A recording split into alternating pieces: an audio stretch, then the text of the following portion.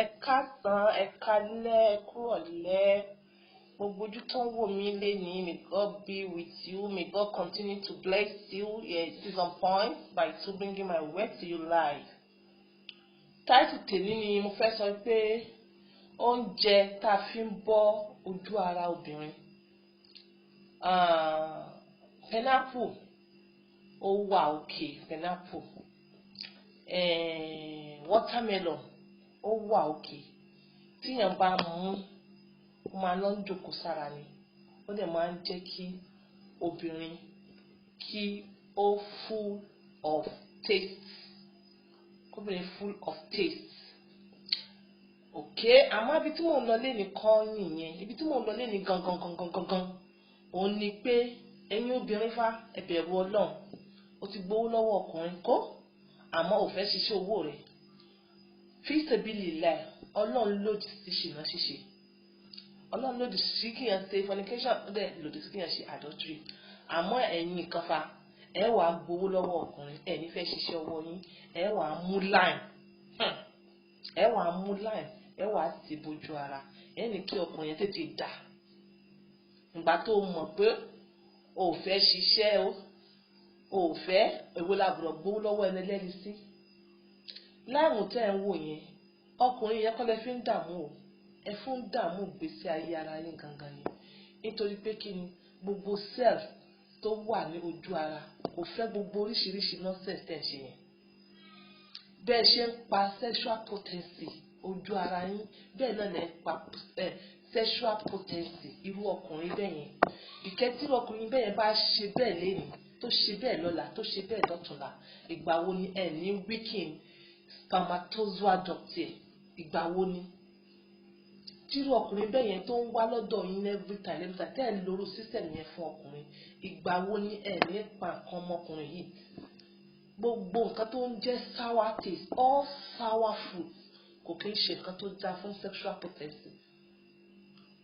Kò ń ṣe nǹkan tó dáa. Ẹ̀yin kò wá gé, ẹ wá gé line, ẹ wá fi sójú ara, ẹnì kọkùnrin tètè dà. Èmi ò ṣe rí o. Wọ́n sọ ni, mo sì ṣe gbọ́ tí wọ́n sọ. Mi believe ẹ̀. Mo ti dàwọn nǹkan tí wọ́n sọ ìgè mo wá ní káì. Bàbá bá ti fún ní kó láti mọ̀ wà lójú YouTube yìí. Èmi náà máa lọ sọ fáwọn èèyàn. Àti mú gan, àti mú line, wọ́n ló dangerous. Bẹ̀lẹ̀tẹ̀lé ìwọ kan wà gé, ó wà fi sójú ara. Kíní yẹn possibility wà pé ó máa travel down from that place to your womb. Kí ló máa ṣe yẹn? Ó máa destroy. Ṣé bí àwọn kan wọ́n pa láìmú papọ̀ mọ́ some stuff wọ́n fi ń ṣẹ́yún.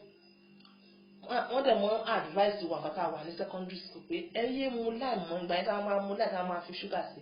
Wọ́n ní ẹ yé mu láìmú kó wọ́n máa destroy womb ni, ó gbọ́dọ̀ pọ̀ jù. Tó bá fẹ́ mú tíún náà ni iyọ̀ tíún yẹn ìbá tó bá ti máa mú gan tíún maybe once in a month ní tíún yẹn. Ẹ̀yin kan ẹ wà gé raw, ẹ wà fi sójú ara. At the end of the day kí ló fẹ́ kó gbà tó bá gé line sójú ara, I'm telling you, ó ti finish gbogbo set tó wà ń bẹ̀ yẹn. Gbogbo nǹkan natural thing tó náà fi síbẹ̀ kókó mọ́ jádùn, ó ti wipe your house. And apart from that again, indirectly or directly, you are destroying your own self. Ibo láyé wa ń lọ gangan náà. Ibo lẹ ti wá kọ́ gbogbo kankan tán tẹ́ ń ṣe yẹn. Ẹ ń ṣe ra yín ni. Ẹ̀yin ọkùnrin náà, nígbà tẹ́ ń bá àwọn obìnrin, ẹ mọrú àwọn obìnrin tẹ́ ń bá rìn. Ẹ mọrú àwọn obìnrin tẹ́ ń bá rìn. Ẹ mọ̀ bá obìnrin tó máa bá yé yín jẹ́. Nígbà tó bá ń bá obìnrin tó ń lo láàmújojúmọ́ tó ń bá sùn, ìgbà wo ni wọ́gò ti destroy ìgbésí ayé ara rẹ fún ara rẹ? Tó bá sì jẹ́ bẹ́ẹ̀ tí wọ́n yẹ kó túláàsì lẹ fẹ́ bá wọn sùn, ẹni kí wọ́n yìn tó nínú tọ́lẹ̀tì ẹ bá wọn fọ̀ dáadáa. Ẹ bá wọn fọ̀ dáadáa, tí wọ́n bá lè bá wọn fọ̀ dáadáa, dáàmì èyí tí wọ́n ti gé sínú ẹ̀yẹn wàláhì ó máa travel down. Ó máa travel down ló máa bá wọn bẹ̀rẹ̀ sí. Àwọn náà acid ni náà, acidic properties tó wà lórí line kò ṣe nǹkan kékeré. Kó travel down di àwọn kó bẹ̀rẹ̀ sí ní bá wọn gé gbogbo sẹ́ẹ̀lì yẹn dànù. Kí ló dé? Kí lẹ̀ ń bá ká tẹ̀ bára yín sọ̀rọ̀? Ìwọ tó bá ti mọ̀ pé ó fẹ́ gbóló ọkùnrin tó lè ṣe, ìwọ tó mọ̀ pé ó fẹ́ ṣiṣẹ́ tó iṣẹ́ sáfìsì ẹ, kẹ́kẹ́ ju kára rẹ jẹ́ kó múra ṣiṣẹ́ ọwọ́ rẹ, kí iṣẹ́ ọwọ́ rẹ tó ẹ jẹ, kí iṣẹ́ ọwọ́ rẹ tó ẹ mu, wọ́n mọ̀ ṣèrànù káàkiri ẹ̀ máa gbó lọ́wọ́ àwọn ọkùnrin ọlọ́kùnrin tẹ́tí fẹ́ mọ́ yàtọ̀ sí pé ẹ̀ ń jẹ́ kí wọ́n gbádùn owó wọn ẹ̀ tún fẹ́ báyé wọn jẹ́ pẹ̀lú láìm tó bá pọ̀ jù lára ọkùnrin kò tí ẹ gbọ́dọ̀ pọ̀ jù ní kò tí ẹ gbọ́dọ̀ tí ó ní àwọn tó ń sọ wípé tí yàn ń lo láìm bíyà kí wọ́n lò mọ́ ginger garlic kí wọ́n bọ̀ yẹ tí wọ́n ní kí wọ́n lò tí wọ́n yẹ dẹ̀ ní bóyá kó fi pa wọ́n ọ̀tún jams ni ẹ̀yin ẹ wà jókòó sí ẹnìkan ẹ wà ní kí ọkùnrin kan ẹ wà fi sójú ara ọkùnrin ó wà mọ ṣe láì ó mọ ṣe láì tó wà nínú ẹ ó mọ ṣe láì tó wà nínú ẹ ṣé kò ti wọ ara ọkùnrin yẹn lọ ṣé kò ti tì síwọ náà nínú ara pátápátá ẹni ẹfẹ kí ọkùnrin ẹfẹ fọkùnrin kó ètè dà kó mọ ṣe ń jìgìjìgìjìgì ẹsẹ ń dìsúra ayé ọkùnrin yẹn ẹdẹ ń ṣe kíkún kó mọ ẹdẹ ń dìsúra ayé tẹ̀yìn náà. Gbogbo ẹ tó bá ṣe bẹ́ẹ̀ kó dènà rí ẹ torí pé kí ni you yourself that you are using it you are destroying your own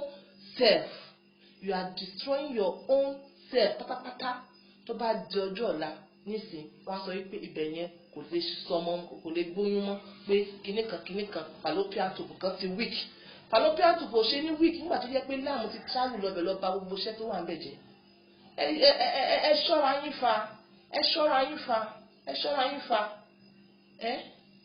ṣọ́ra yín fa kí náà gbé tá à ń jù ṣe bí ilé ayé náà ni please I beg to rest my case here till next time. This is On Point. Bye for now.